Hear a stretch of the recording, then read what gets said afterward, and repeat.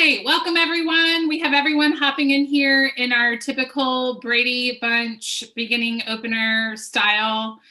Awesome. I see some faces I haven't seen in a while. It's great to see you guys. I'm looking at you, J. Michael. Really great to see you guys. And I see some new faces as well, which is awesome. So today we're going to be talking about the one thing you can do to help your lead generation be easier. So I love that you guys are here. That tells me you want to get better. So we're going to get into that in just a moment. But first, Carlos from MAPS is going to kick us off with a quick announcement. Then I will introduce myself and we'll get started. So while he kicks us off, grab a pen and paper if you don't have them already, because you're going to want to take notes today. So go ahead, Carlos, and then I'll take it from there. Hello, everyone, and welcome to today's webinar, The One Habit Needed to Set Appointments with MAPS Coach Anna Krueger. Please note this webinar is being recorded and will be available within 24 hours after the webinar has ended on the MAPS Group YouTube channel. You may find the link to the YouTube channel in your Zoom confirmation email, and we will also drop it into the chat. If you have questions for your coach, please type them into the chat located in your webinar taskbar. Following the webinar, if you have any questions about today's call or coaching programs, please email us at fasttrack@kw.com. That's FASTTRACK@kw.com. That's all for me, Anna. Take it away. All right. Well, welcome, everyone. So my name is Anna Krueger. I'll do a quick intro for those of us that are new to each other. And I have been doing lead generation since 2006. Here's a little tip or just a little funny tidbit for you. I used to be a high school teacher, and I said I would never, ever, ever do business or sales. So here I am. I did it. I've made the switch. Now I'm doing business and sales. I share that with you, though, not just to be random. I share that with you so you know I started in sales with no background whatsoever, like no sales training, nothing. And I learned a few things through mentors and coaches that helped me get it figured out pretty quick. And I'm going to share with you the number one tip today that will help you set more appointments. I would love to hear from you, though, if you would use the chat box or unmute yourself. Just take a guess. Like if you had to guess, what's the number one thing that you think would help you set more appointments? What do you think that is? Let's hear from you guys. And I love the unmuting, so feel free to actually speak up. Following a schedule. Following a schedule. That's a great one. Making phone calls. Yeah, just make some phone calls, right? Yeah, that's all. I talked to an ISA earlier today who he set 10 appointments last week talking to just 15 people a day. Now he's an ISA, so his job is to lead gen all day, right? So 15 contacts for an ISA is pretty small, actually. So we were saying, like, can you imagine how many you would set if you just talked to 40 people a day? You set 10 in a week off 15 people a day. What in the world could you do with 40 contacts, right? A day. Huge. So to your point, Teresa, just make some phone calls, right? What else? What do you think the number one habit is that you can control that would lead to more appointments immediately? What do you think? I am going to say to ask for them. Yeah, just ask for the appointment. Yeah, and you're actually dancing really close to what I'm going to share today. So you're right there. So yeah, it's asking for them. I see some other good stuff, consistency, which I would say goes back to schedule, mindset. So a lot of people saying mindset. Yeah, talk to more people. So you guys are all hitting the main things, right? Contacts, mindset, schedule, which is consistency. So I have a Facebook group with over 5,000 people in it, and we talk about lead generation. The last group I ever thought I would lead, and I love it. And so I did a poll, I guess it was back in February, to all 5,000, and I just said, hey, what have you found to be the biggest factor in your success? And I was actually surprised at their answers. So I'm going to share that with you now. Anybody here, I guess you don't have to say, but I would love to know, anybody here choose to be gluten-free, or you are gluten-free? If you want to say, you can kind of wave at me. Okay, I see a couple of you are gluten-free. I promise I'll tie this back to real estate. Hang with me. So when you choose to be gluten-free, that makes the rest of your day easier decision-wise, because if someone brings donuts to the office, do you have to think about that? Because if you've made a high-level decision, I am gluten-free, you do not have to make a lot of low-level decisions throughout the day, because that one high-level decision trumps a lot of other decisions, right? So if someone says, would you like whole wheat pasta?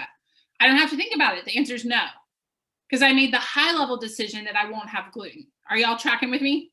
So when you make a high level decision, we call that, it automatically makes it that your low level decisions are made for you. You don't even have to think about it because of that high level decision. So how's this tie back to real estate and setting appointments? So let me tell you. So the number one thing that will help you set more appointments is to have an assumptive mindset. Write that down. An assumptive mindset. What I mean by that, when you make calls or you knock on a door or you sit down with someone across the table and you're about to do a buyer consult or listing consult, when your mindset is an assumptive, yes, this person is going to work with me. This person loves me. This person is not going to work with anyone else. I want you to tell me, what are some of the things that would come out of your mouth talking to this person if you truly believed and you told yourself, oh yeah, they're totally working with me? What would you say when you were going to set the appointment? Megan says in the chat box, when you work with me. That's assumptive, right? Desiree, looks like you want to say something. I would just say, I'll be bringing a contract with me for you to sign tonight. There you go. There's no question, right? It's not if you want to sign or maybe you'll sign. It's I will bring a contract for you to sign tonight, right? I like how Madison said we use the word we a lot when you work with me. So when you have an assumptive mindset, one, it helps your confidence. So when you can say things like, this person is working with me, that's just going to help your mindset. And in just a moment, we're going to talk about how do you change your mindset. So hang tight for that. We'll get to that in just a second. Yet when you truly believe this person's working with me, you're going to say phrases like this and write these down. Because as you incorporate these into your conversations, you will see your appointments go up. So phrases like, you are going to love working with our team. Rick just put that in the chat box. Write that down. You're going to love working with our team. When we meet. Yeah, we're meeting. They're working with me. When we meet. I used to like to talk about our client parties. So know what you do for your clients, but I would talk to them as if they were already part of our Forever Network.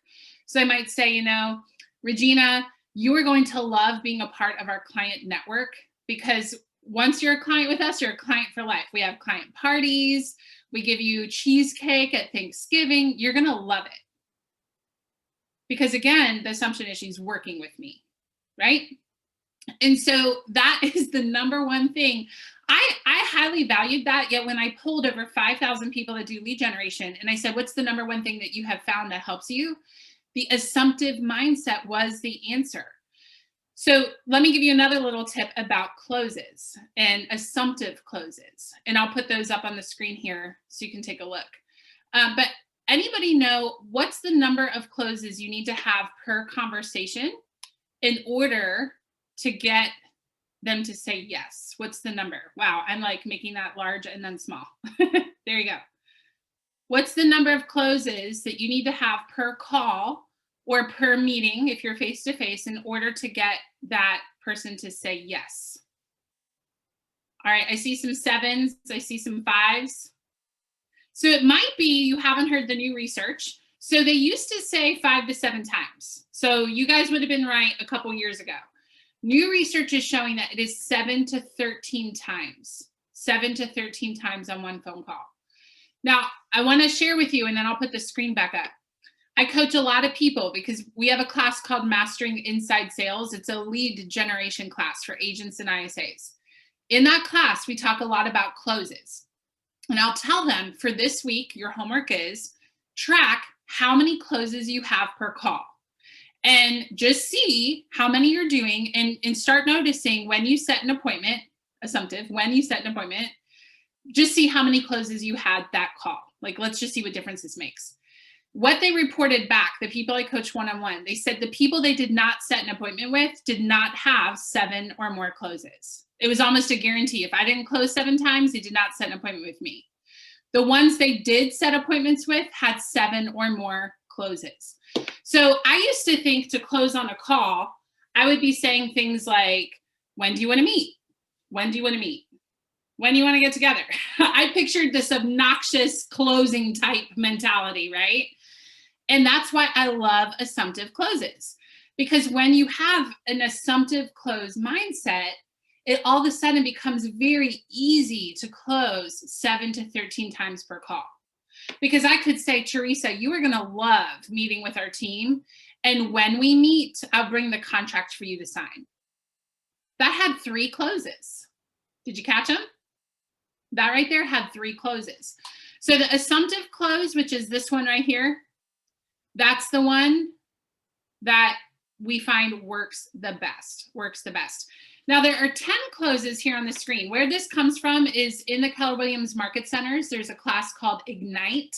This is from day 3 of Ignite. So if you've ever taken the Ignite class, you've probably seen this on a Friday, which is day 3 of that class. What I would recommend, take a picture of this, write them down, do a screenshot. But I would recommend putting this in your workspace and start tracking how many of them are you using per call. Here's the good thing. You don't have to use all 10.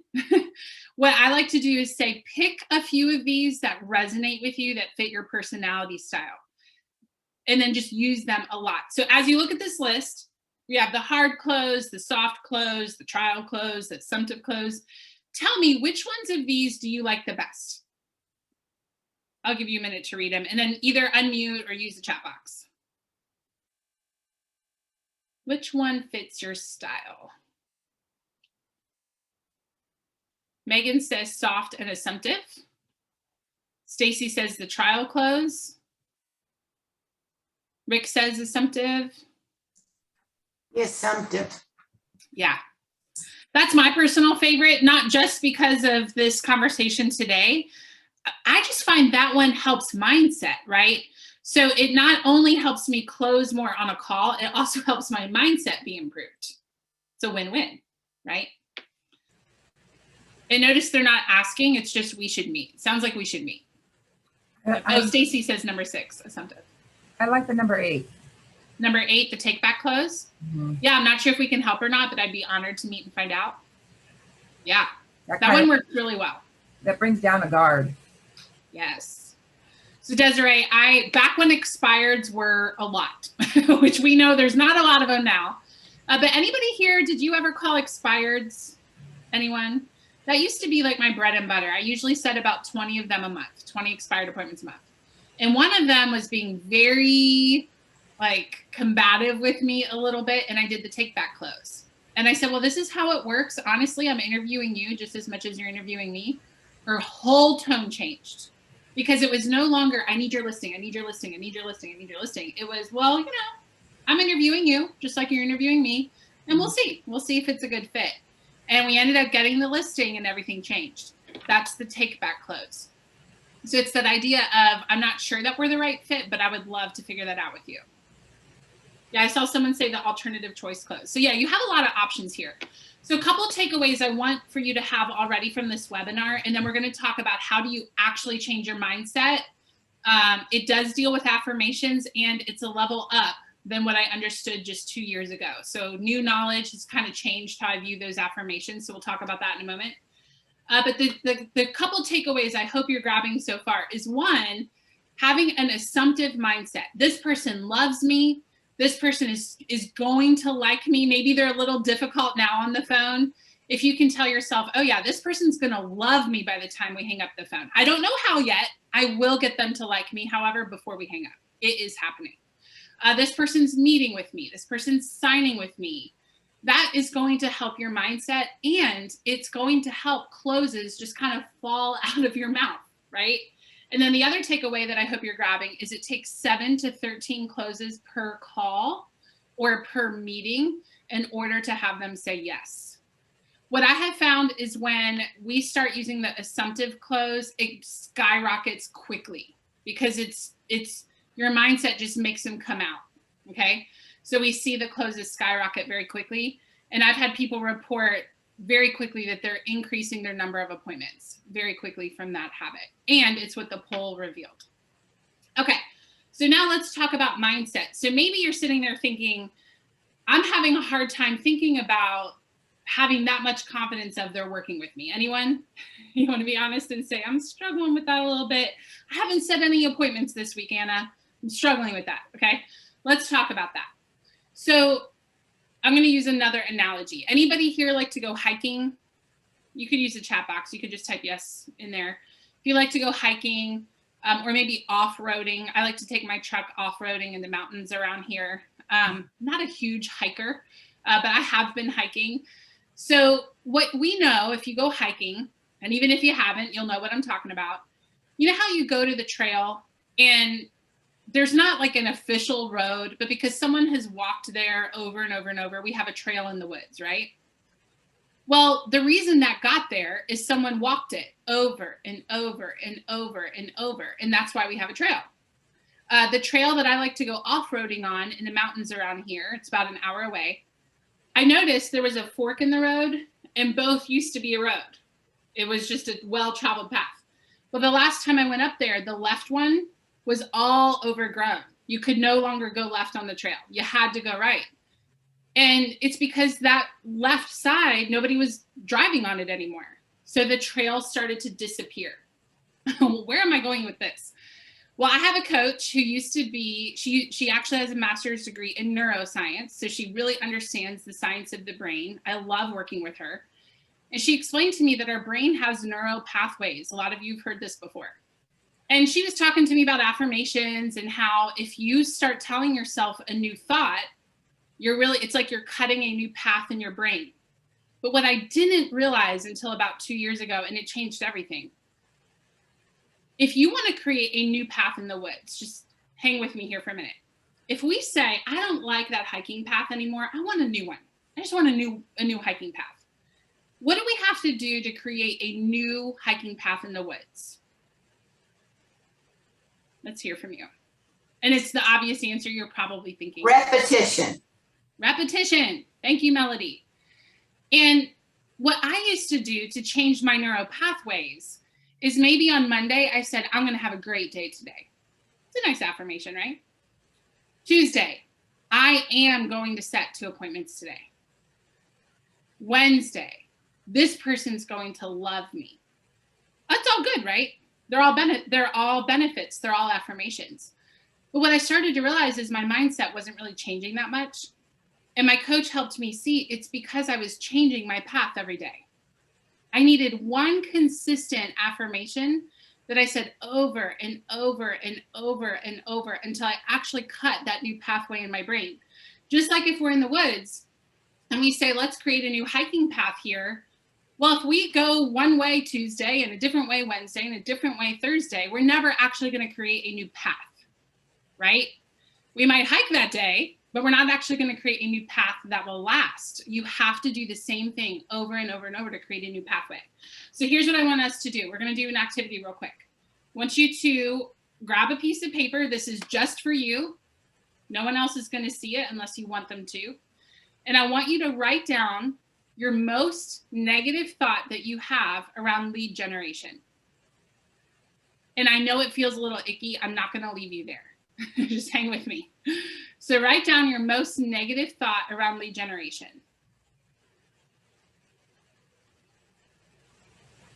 And I'll give you a moment. Okay. Anybody need more time? Unfortunately, it's that quick, right? Because we know. We say it all the time, right? So Kristen shared with us, I won't know what to say. I'll get stuck and shut down. Good. So now what I want you to do is write the complete opposite underneath of it. So if I said, I'm no good at this, underneath of it, I'm going to write, I am the very best at this. So Kristen, put for us, I want you to redeem your thought there. So put the opposite in the chat box so we can see that with you. And I would love to hear from you guys, either unmute or use the chat box. What's your positive statement? And here's the thing. Let me say this real quick. It often doesn't feel true at first. Did anybody just write down the opposite statement and it feels kind of like you're lying to yourself? A lot of you are nodding your head at me. Well, guys, it's because just like in the woods, we don't have a path yet. I just said, you know what? I'm going to start walking this way. There's no path. I'm just going to start walking this way. Well, there isn't a path yet. I haven't walked it yet. But if I walk it today and tomorrow and the next day and the next day and the next day, you go out a month, there will be a path there. Do you see that? And so the thing you just wrote down, that's the opposite of your most negative thought, you probably don't believe it yet. Because you might have years or weeks or who knows how long you've been thinking that negative thought. So we got to erase it and get this new thought as our new pathway. So let's hear from some of you. What's your positive thought? And then in a moment, we're going to get rid of the negative. Ooh, Kristen, she went from, I won't know what to say, I will get stuck and shut down. Her new statement is, my conversation will flow like I'm talking to a friend who trusts me already. Bingo. There you go. Deborah, people really want to hear from me. Lori, they're sitting at home waiting for me to call and help sell their home. Ooh, I like Teresa. I am going to set an appointment. Oh wait, it's moving so fast. I am going to set an appointment because everyone wants to work with me. Absolutely. Cheryl, I am a talent magnet and set 3 appointments per day. That is awesome. Yeah. So here's what I want you guys to do. Oh, go ahead. I'm sorry. Yeah, go ahead. Mine was, I'm bothering people. And flipping it, I have valuable information. Yes. That is the truth. I see Megan nodding her head a lot with you. Absolutely. Yes. I put that I feel like a used car salesman. Yes. So what's your negative? Or what's your positive, I mean? Well, that was a negative. No. Yeah, I said that wrong. What's your positive statement? I'm joking with you. I am a valuable asset to potential clients. Mm-hmm. Yes. And guys, that's the truth. And you might not believe that yet, but here's a true story, guys. I was one of those buyers that when you called them, I said, well, I'm going to wait a couple years. And a lot of people be like, okay, call you later, click. Well, thankfully, I had a realtor one day who had value to add to me, like you were just saying, Melody. And they said, well, why do you want to wait a couple years? Well, I need 20% down. Well, when you make what I made at the time, that felt impossible to get 20% down. And they just explained to me, you're a first-time home buyer. You don't need 20% down. Mind blown, and I bought a house within 6 months. Mm-hmm. So if our mindset is, I'm bothering this person versus I have valuable information to share, can you see how that's going to cause you to show up differently in that phone conversation? Right? This person's going to love me because I'm going to share so much value with them in this conversation. So I want you guys to scratch out the negative thought. I want you to erase it so much that you can't even see it anymore. Get a black magic marker, do the little scribbles, whatever you have to do, but get that negative thought totally off your paper so it does not exist. You cannot read it. And here's my question. Are you willing to start saying out loud the new statement repetitiously every day until you actually believe it? Acknowledging, I might not believe it at first. Are you willing to do that? If yes, put a yes in the chat box. There's something powerful that happens in the brain when you say yes in front of people. Awesome. Look at all those yeses. So guys, it's mindset. It's that assumptive. They are working with me. They are glad to hear from me. They love me. This difficult person is going to love me by the time we hang up the phone. It makes it like a game. Like, how can I get them laughing? This person is signing with me. And again, when you have that mindset, you will now vocally start saying things that are closes. When we meet, you're going to love our marketing plan. When we sell your house, when you send me a referral, because we've been having that positive mindset. Pretty awesome, right? So I hope the last takeaway that you have from this class is the idea that your affirmations need to be repetitive, not running all around the woods in a different spot every day. To actually cut a new neural pathway, you need to walk it over and over and over and over until it actually becomes a new thought. And eventually, you can switch your affirmation because you'll believe the one that you're starting now. Cool stuff, right? So let me share with you, because some of you, I love seeing your faces. We have a lot of new people here today that I have not met before. I love seeing you.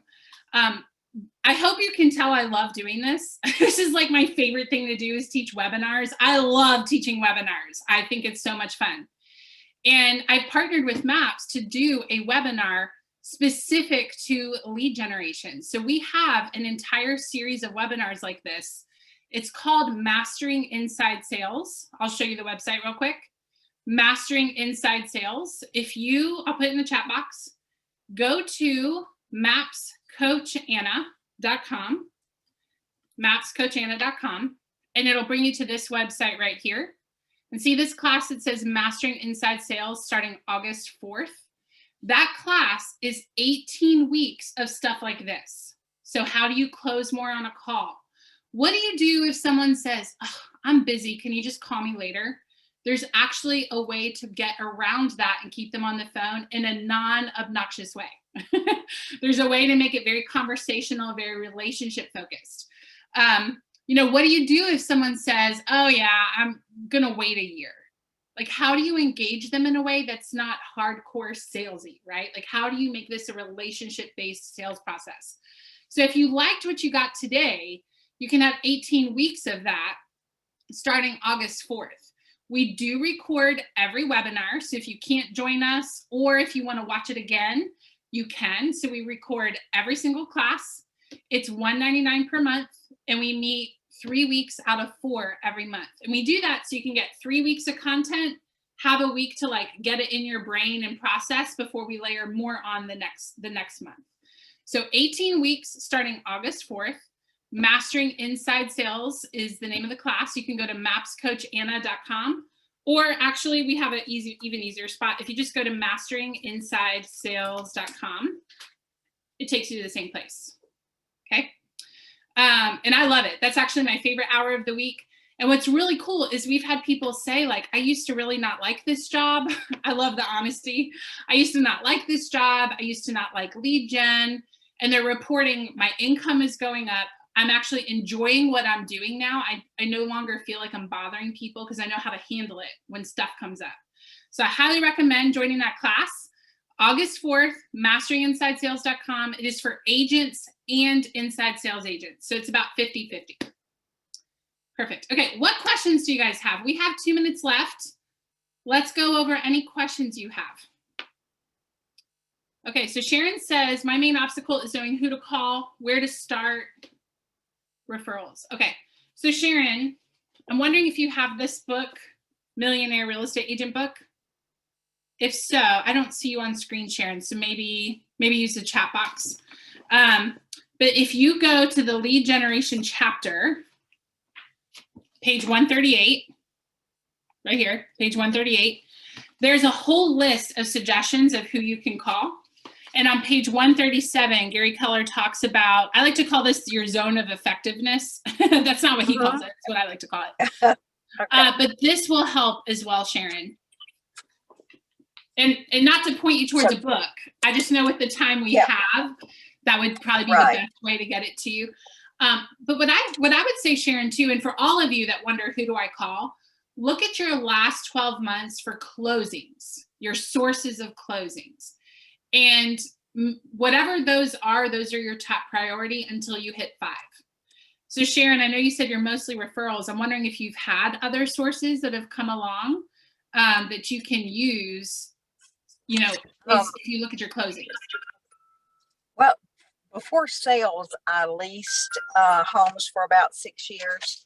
Okay. And so some of the sales that I have gotten are actually selling some of the homes that were leased, because they were only being leased because people could not sell them when the market crashed. So they have been renting them, for quite a while now. Gotcha. But anyway, okay. Sorry, I'm taking up your time.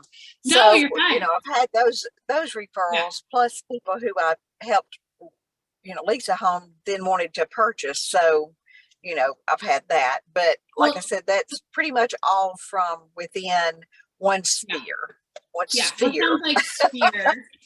So I really would check out that book. I'm mostly saying that because of the time, knowing we're limited time, and that book will help explain it. But I would just think through who in your sphere would know people that are buying or selling. A lot of people also do internet leads, contacting vendors. So, you know, depending what state you're in, you may have title, closing attorneys, like those guys have an interest in helping you grow your real estate business, because as you have business, they will have business. So that can be another good option. But yeah, I felt the same way, Sharon, when I got into the business, and that book is what really helped me get focused, because there's not one right answer for everyone. It's knowing your personality, knowing what you already have, and then customizing to that.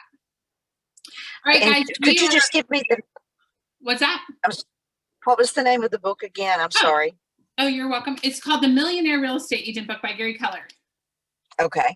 Yep, it's excellent. It's excellent. It's actually just a good business book. I've used it with some other businesses that I run that aren't real estate, because the concepts are so applicable. So it's a business book pointed at real estate. It's awesome. It's a really good book. All right, awesome. So guys, hopefully you got something from today. So the assumptive mindset. One last quick tip for you. It works really well when you talk as if it's already happened. So for example, it feels great to have set 2 appointments today. Maybe I haven't set 2 yet, but when you say it like that, your brain grabs onto it differently. So it feels great to set 2 appointments today. All right. Oh, Rick says, I've taken the class 3 times and I will take it again. That's awesome. Well, they say the first time that you take the class, you're learning. The second time you take the class, you're like grabbing onto it stronger. You're building upon that foundation. And the third time you take the class, they say that you've mastered it at that point. So that's awesome, Rick. It'll be great to see you again. All right, guys. Well, masteringinsidesales.com. It starts August 4th, 18 weeks of language patterns, mindset, practical tips, database management. We talk about how to manage older leads. So lots of stuff in there. Again, it's for agents and ISAs, masteringinsidesales.com. It starts in 2 weeks. August sounds far away. That is only 2 weeks away. That's crazy. So I will hopefully see you all in 2 weeks. Here's my affirmation. It's so fantastic to see all of you in 2 weeks at Mastering Inside Sales. How's that? All right, guys, I'll see you in 2 weeks at Mastering Inside Sales. Again, masteringinsidesales.com. All right, bye, everyone.